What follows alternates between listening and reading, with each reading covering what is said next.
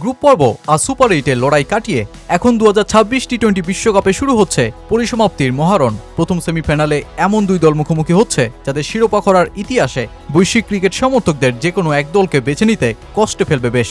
একপাশে স্বাগতিক ভারতের কাছ থেকে ফেভারিটের তকমা কেড়ে নিয়ে সেমিফাইনালের একমাত্র অপরাজিত দল দক্ষিণ আফ্রিকা, আর অন্যদিকে এমন নকআউট ম্যাচে দুর্দান্ত খেলার অভিজ্ঞতা থাকা নিউজিল্যান্ড। শিরোপাহীন এই দুই দলের লড়াইয়ে কে জিতে নিতে পারে ইডেন গার্ডেন্স? ব্যাটে বলে ফিল্ডিংয়ে তুমুল আত্মবিশ্বাসী থাকা দক্ষিণ আফ্রিকা, নাকি দলে বেশ কিছুর অভাব নিয়েই ময়দানে নামতে চলা নিউজিল্যান্ড? তো চলুন দুই দলকেই বিশ্লেষণের টেবিলেই ফেলা যাক। গোটা আসরে দক্ষিণ আফ্রিকা কিছুটা ঠেকেছে শুধুই আফগানিস্তানের বিপক্ষে। সেই ডাবল সুপার ওভার ম্যাচের পর দলটা আর কোনো শিথিলতা দেখায়নি। Quinton de Kock, Ryan Rickelton, Aiden মার্করামকে নিয়ে গড়া প্রোটিয়া টপ অর্ডার চলমান আসরের সেরা সাফল্যেই নাম বসিয়েছে। আর এই ব্যাটিং বিভাগ পরাস্ত হলেও মিডল অর্ডারও বিস্ফোরক ব্যাটিংয়ের মাধ্যমে চাপ ধরে রাখতে পারে। ব্যাটিংয়ের দক্ষতার পাশাপাশি বোলিংয়েও তো দলটা সমসাফল্যে এগোচ্ছে।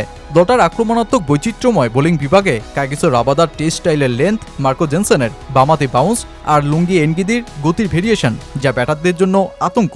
তার ওপর স্পিনে কেশব মহারাজের বাহাতি স্পিন আর মার্করামের ডানাতি অফব্রেক, যাকে বলা যায় একেবারে পোক্ত প্লেয়িং একাদশ।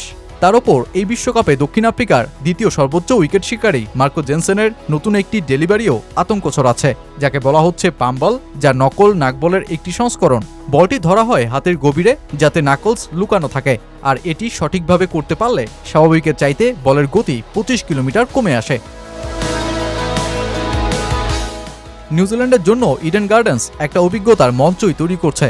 বছরের শুরু থেকেই দলটা ভারতের এমাথা থেকে ওমাথা চষে বেরিয়েছে। 3 ওয়ানডে সিরিজে ভারতকে হারিয়েছে, 5 টি-20 সিরিজে একটাতে জিতেছে। কিউই ওপেনার ফিন অ্যালেনের আক্রমণাত্মক ব্যাটিং পাওয়ার প্লেতে প্রতিপক্ষের জন্য বড় সমস্যা সৃষ্টি করতে পারে। সঙ্গে থাকতে পারেন ডেভন কনওয়ে বা টিম সেইভার্ট। অলরাউন্ডার রাচিন রবীন্দ্রর গিয়ার বদলানোর ক্ষমতা আর গ্লেন ফিলিপস ও ড্যারেল মিচেলের শেষের দিকের আক্রমণের ভিত। আর একেবারে শেষে 7 নম্বরে অধিনায়ক মিচেল স্যান্টনারের ইনিংসে গতি বাড়ানো। ব্যাটিং স্ট্রেংথে নিউজিল্যান্ডও কোনো অংশেই কম নয়। যখন মাঠটা লঙ্কার স্লো ও নিচু হয়ে আসা উইকেটের বিপরীতে রানের উইকেট ইডেন গার্ডেন্স, তবে কিউই দলে চাপ ফেলবে ওদের বোলিং বিভাগ। পেস আক্রমণে দলটার চেহারা এখনও স্পষ্ট নয়। এই বিভাগকে নেতৃত্ব দেওয়া ম্যাট হ্যান্ডি বাবা হওয়ায় দেশে ফিরে গেছেন। তার জায়গায় জ্যাকব ডাফি ও কাইল জেমিসন সুযোগ পেলে কতটা সুবিধা করতে পারেন তাই এখন বড় প্রশ্ন। তার ওপর দক্ষিণ আফ্রিকার ব্যাটিং লাইন আপ নিউজিল্যান্ডের এমন বোলিং আক্রমণের বিপক্ষে ভালোই মানিয়ে যায়, যেখানে বাহাতি পেস বা রহস্যময় স্পিনারের অভাব রয়েছে। প্রোটিয়া ব্যাটিং লাইন আপটাই গড়ে তোলা হয়েছে যথেষ্ট পরিকল্পনা মাফিক। আপনি যদি তুমুল ফর্মে থাকা এইডেন মার্করামকে শুরুতেই বাহাতি স্পিন দিয়ে থামাতে চান, তবে অপর পাশে থাকা দুজন বাহাতি আপনাকে তুলোধনা করতে চাইবে যারা স্পিন ভালো খেলেন। আর মাঝে ডেভিড মিলার বাহাতি ব্যাটার হিসেবে ম্যাচ আপ ভাঙতে পারেন। পেসার লকি ফার্গুসনকে তাই চমকে দেয়া বোলিং ছুটতে হবে, আর সেন্টনার আর ইশ সৌদিকে নিতে হবে স্পিন চ্যালেঞ্জ।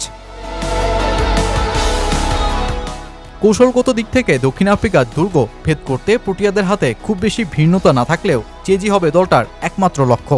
কারণ দক্ষিণ আফ্রিকার জন্য টসে হেরেও ম্যাচে ফেরার সুযোগ বেশি থাকবে, আর নিউজিল্যান্ডের পরে ব্যাট করাই হবে আদর্শ সিদ্ধান্ত। তাই টস হচ্ছে গুরুত্বপূর্ণ একটা ফ্যাক্টর, কারণ কলকাতার পিচ সাধারণত রান চেজেই বেশি উপযোগী। তার ওপর আহমেদাবাদেই বেশি খেলা দক্ষিণ আফ্রিকার জন্য কলকাতার ভিন্ন বাতাস হিতের বিপরীত করে তুলতে পারে। নিউজিল্যান্ডকে সেই সুযোগটাই কাজে লাগাতে হবে ফাইনালে ওঠার জন্য।